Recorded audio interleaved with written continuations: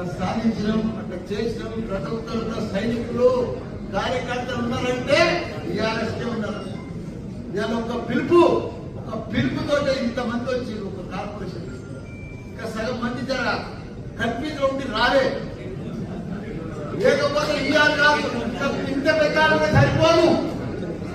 కానీ ఎవరు వచ్చినా రాకున్నా భయపడేది లేదు. టీఆర్ఎస్ పార్టీ తప్పకుండా రాజకీయ లక్ష్మారెడ్డి బంగారం బంగారం బంగారం మల్లన్న కంటే మంచివాడు.